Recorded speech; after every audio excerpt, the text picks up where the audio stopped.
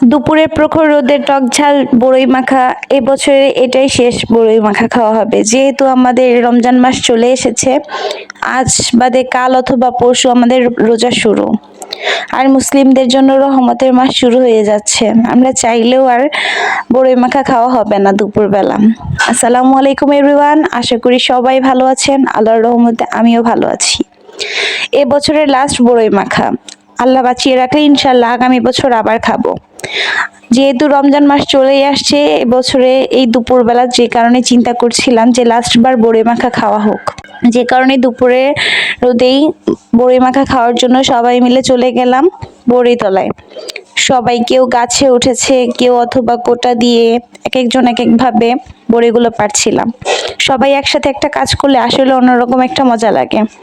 এখানে ছোট বড় সবাই একসাথে বড়ি পাড়তে চলে আসছে, দুপুরে খাবে তাই। দেখেন বড়িগুলো দেখতে কি ইন্টারেস্টিং লাগছে।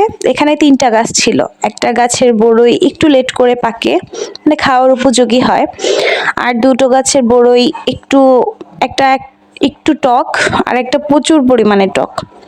যাই হোক, এই তো সবাই মিলে বড়ই পেড়ে বাসায় নিয়ে আসছি। এখন বড়ইগুলো ধুয়ে নিয়ে আসছিলাম, বেছে বেছে সবগুলো বড়ই কেটে নিচ্ছিলাম। সবাই আমাকে চারপাশ থেকে ঘেরো করে ধরেছিল। সবাই আশা করে বসে আছে কখন বানানো হবে এবং কখন খাবো। আর সবাই মিলে একটা জিনিস খেতে ওইটা অন্যরকম একটা মজা। এখানে ছোট বড় সবাই একসাথে ছিলাম, হয়তোবা ক্যামেরাতে ক্যাপচার করা হয় নাই, বাট সবাই এখানে একসাথে বড়ি মাখা খাওয়ার জন্য রেডি হয়েছিলাম। এক একজন এক এক দায়িত্ব পালন করছিল। এখানে কেউ মরিচ পুড়ে নিয়ে আসছিল, কেউ ধনেপাতা ধুয়ে নিয়ে আসছিল, কেউ বা বড়ই কাটতে সাহায্য করছিল। এক একজন এক এক কাজ করছিল। খাওয়ার চাইতে এইসব কাজের আনন্দ সবচাইতে বেশি মজার লাগে।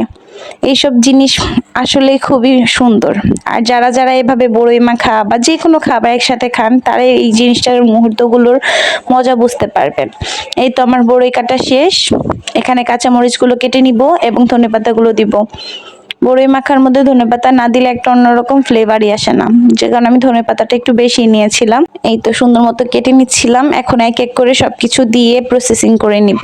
এখানে কাঁচামরিচগুলো একটু বেশি নিতে চেয়েছিলাম, কিন্তু যেহেতু ছোট বাচ্চারা ছিল, ওরা ঝাল খেতে পারবে না, সেই বিবেচনা করেই কয়েকটা মরিচ কম নেওয়া হয়েছে। কিন্তু এইসব বড়ই মাখা, আম মাখা, মানে টক জাতীয় সকল জিনিসে একটু ঝাল না হলে ভালো লাগে না। আপনারাও কি আমার মতো প্রচুর পরিমাণে ঝাল খান? আমি কিন্তু এই ঝাল খাওয়ার কারণে আমার শাশুড়ি এবং আমার আম্মুর কাছে প্রচুর পরিমাণ বকা খাই, আর আমার হাজবেন্ড তো সারাক্ষণই বকতে থাকে।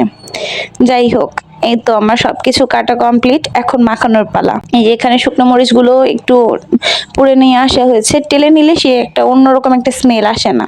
আমার কাছে পোড়া মরিচের স্মেলটাই সবচেয়ে বেটার মনে হয়, যে কারণে আমি 2টা পোড়া মরিচ, কাঁচা মরিচ এবং ধনেপাতা নিয়ে সুন্দর মতো করে এগুলোকে মাখিয়ে নিব। বলতে ভুলে গিয়েছিলাম, এখানে তেঁতুলটাও নিব। ওরা যে পরিমাণ বিরক্ত করছিল, সবকিছু যেন কেমন গুলিয়ে যাচ্ছিল। এই তো কিছু পরিমাণ তেঁতুল নিয়েছি। তেঁতুলটা নিলে একটু মাখা মাখা হয়, দেখতেও ভালো লাগে, খেতে আরো বেশি টেস্ট লাগে। এমনিতেই বড়ইটা অনেক টক, তারপরও একটু তেঁতুল নিয়েছিলাম। আর যেহেতু একটু বয়স্ক মানুষও খাবে, যে কারণে একটু চিনিও নেওয়া উচিত। চিনিটা দিলে সবকিছুর স্বাদ একটু টেস্ট একটু চেঞ্জ হয়, যে কারণে আমি একটু চিনিও নিব। যেহেতু বড়িগুলো ছেঁচে নেই, যে কারণে আস্তে আস্তে একটু হাত দিয়ে ডলা দিয়ে নিচ্ছিলাম, যেন খেতে অসুবিধা না হয়। এই তো সুন্দর মতো মাখিয়ে নিচ্ছে, আর আশেপাশ থেকে সবাই আমাকে বলছে কখন খাবো কখন খাবো। এই তো তৈরি হয়ে গেল আমাদের লোভনীয় বড়ই মাখা। কে কে বড়ই মাখা খেতে চান অবশ্যই আমার বাসায় চলে আসেন। কেউ কিন্তু নজর দিবেন না ভাই। যাই হোক, এতক্ষণ ধৈর্য সহকারে আমার ভিডিওটি দেখার জন্য অসংখ্য ধন্যবাদ। সবাই আমার পাশেই থাকবেন। আর যারা যারা রমজান মাসে আমার ভিডিওটা দেখবেন, অবশ্যই ক্ষমা দৃষ্টিতে দেখবেন। সবাই ভালো থাকবেন, সুস্থ থাকবেন। আল্লাহ হাফেজ, আসসালামু আলাইকুম।